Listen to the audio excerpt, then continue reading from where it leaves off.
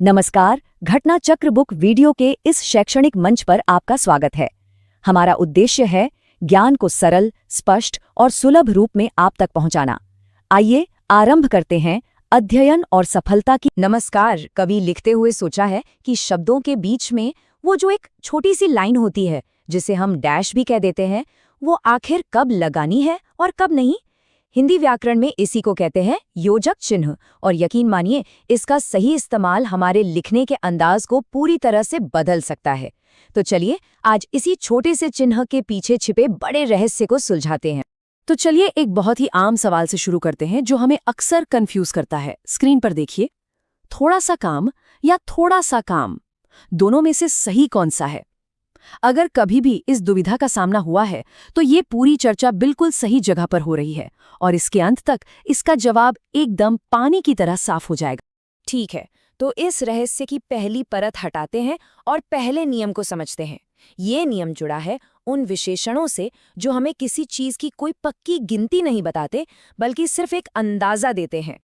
व्याकरण की भाषा में इन्हें कहते हैं अनिश्चित संख्यावाची विशेषण।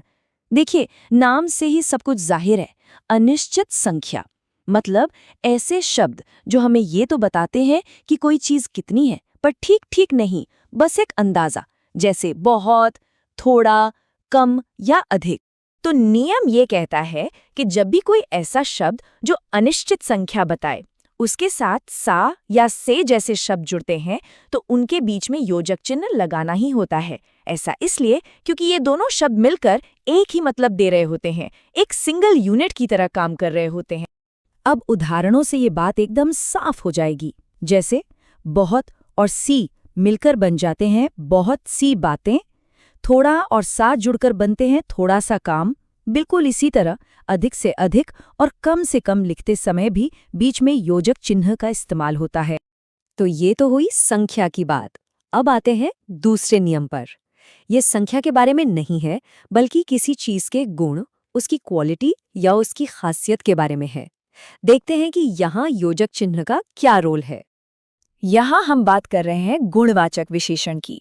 सीधे सीधे कहें तो ये वो शब्द हैं जो किसी इंसान या चीज का गुण बताते हैं कि वो कैसा है, जैसे कि छोटा, बड़ा, सुंदर, मोटा।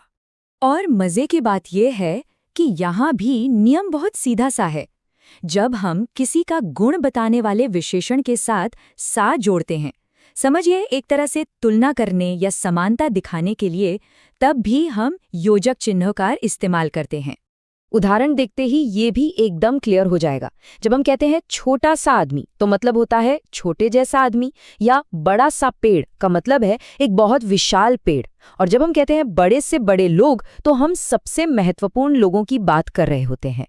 इन सभी में योजक चिन्ह इन शब्दों को एक साथ बांधने का काम कर रहा है। तो अब तक हमने दो अलग अलग नियम देखे, एक संख्या के लिए और दूसरा गुण के लिए। अब वक्त है कि इन दोनों को एक साथ रखकर देखें, ताकि ये पूरी तस्वीर हमारे दिमाग में एकदम फिट हो जाए और कोई कंफ्यूजन बाकी न रहे। ये टेबल देखे कितनी आसानी से सब कुछ समझा देती है।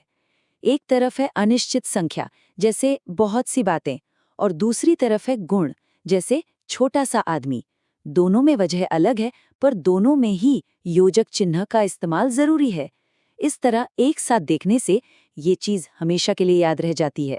तो हमने नियम तो सीख लिए, पर शायद कोई ये सोचे कि भाई इस एक छोटी सी लाइन पर इतना ध्यान देने की जरूरत ही क्या है, क्या फर्क पड़ता है? चलिए इसके महत्व को भी समझते हैं। बात बहुत सीधी है, लेकिन बहुत गहरी भी है। विराम चिन्हों का सही इस्तेमाल हमारे लेखन में एक तरह की सफाई और स्पष्टता लाता है। जब थोड़ा सा को हाइफन के साथ लिखा जाता है, तो ये दिखाता है कि लिखने वाले को भाषा की बारीकियों की अच्छी समझ है। इससे हमारा लिखा हुआ ज्यादा प्रोफेशनल और सटीक लगता है। तो इस पूरी चर्चा के बाद अब बस एक ही सवाल बचता है, अगली बार जब कुछ लिखा जाएगा तो क्या ये छोटे से नियम को याद रखा जाएगा? सोचिएगा जरूर।